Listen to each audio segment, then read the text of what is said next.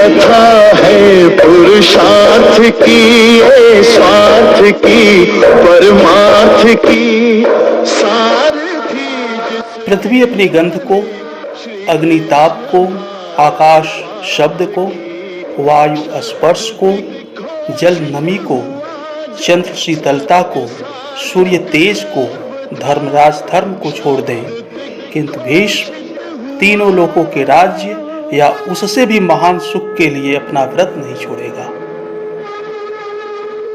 विश्व का सबसे लंबा साहित्यिक और भारत का अनुपम धार्मिक, पौराणिक, ऐतिहासिक व दार्शनिक ग्रंथ, जिसमें हिंदू धर्म का पवित्रतम ग्रंथ भगवद गीता सन्निहित है, वेद व्यास द्वारा रचित महाभारत की प्रमुख पात्र भीष्म से संबंधित है आज की कहानी। नमस्कार, मैं हूं मनोज कुमार मिश्र। सुने कहानी मनोज मिश्रा की जुबानी कार्यक्रम में आप सभी का स्वागत है। आज की कहानी का शीर्षक है प्रतिज्ञा। भीष्म हस्तिनापुर के महाराज शांतनु एवं गंगा के 8वें पुत्र थे। कौरवों और पांडवों के पितामह होने के कारण इन्हें पितामह भी कहते हैं। भीष्म के बचपन का नाम देवव्रत था। इन्होंने वेद शास्त्र की शिक्षा गुरु वशिष्ठ से प्राप्त की थी। युद्ध एवं शस्त्र विद्या की शिक्षा इन्हें भगवान परशुराम से मिली थी। ये शस्त्र और शास्त्र दोनों में अत्यंत निपुण थे। एक बार की बात है, महाराज शांतनु आखेट के लिए गए। शिकार करते करते वह यमुना नदी के तट पर पहुंच गए। वहां वह एक परम सुंदरी कन्या को देखा। महाराज शांतनु ने उस कन्या के पिता निषाद राज से विवाह की इच्छा व्यक्त की। निषाद राज ने कहा, मैं एक शर्त पर अपनी कन्या का विवाह आपसे कर सकता हूं। राजा की मृत्यु के पश्चात मेरी कन्या का पुत्र राजगद्दी पर बैठेगा, देवव्रत नहीं। महाराज शांतनु अपने पुत्र का यह अधिकार नहीं छीनना चाहते थे, इसलिए वे हस्तिनापुर लौट आए। धीरे धीरे महाराज की दशा शोचनीय होती गई। देवव्रत ने पिता की चिंता का कारण पता किया और निषाद राज से अपनी पुत्री सत्यवती का विवाह अपने पिता से करने का अनुरोध किया और उन्होंने दृढ़ प्रतिज्ञा की कि मैं शांतनु पुत्र देवव्रत आज यह प्रतिज्ञा करता हूं कि आजीवन ब्रह्मचारी रहते हुए हस्तिनापुर राज्य की रक्षा करूंगा।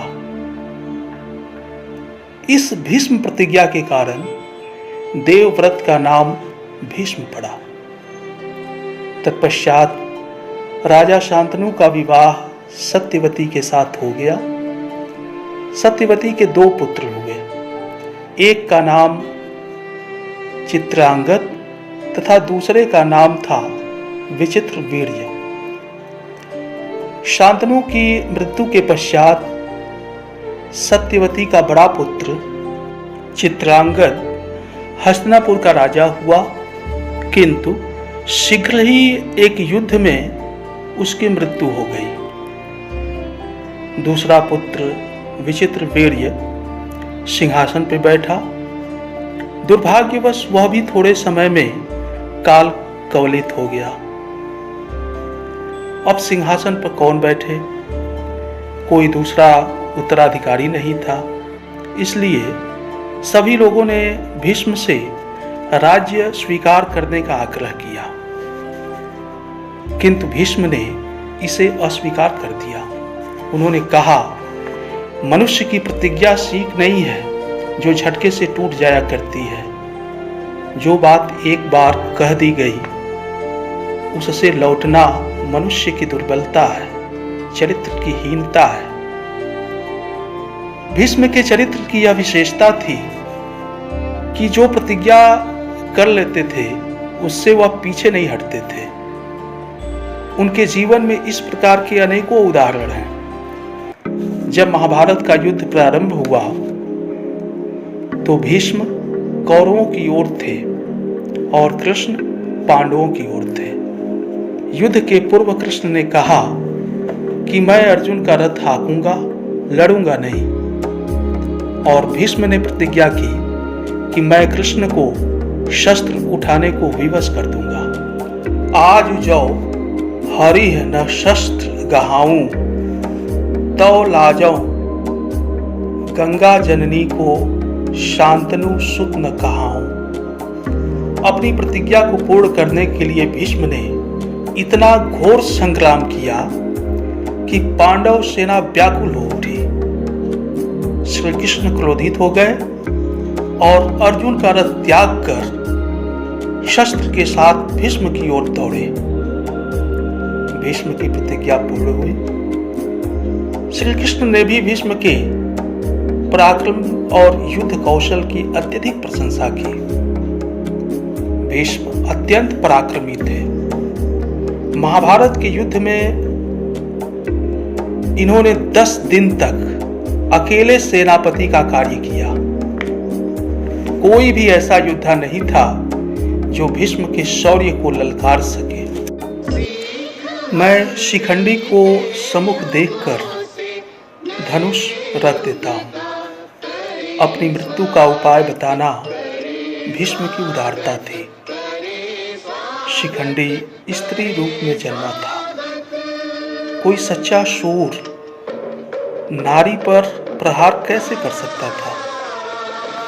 अर्जुन ने शिखंडी को आगे करके पितामह पर बाणों की वर्षा की। जब भीष्म रथ से गिरे,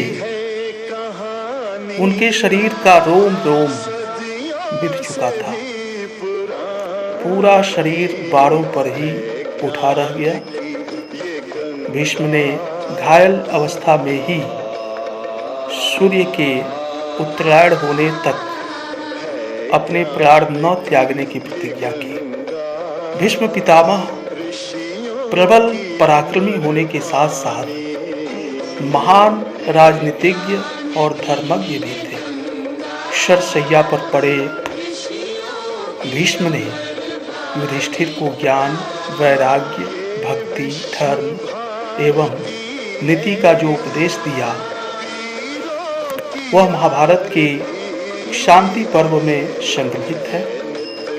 भीष्म के समान दृढ़ प्रतिज्ञ व्यक्ति किसी भी देश और समाज को सदैव नई दिशा देते रहे।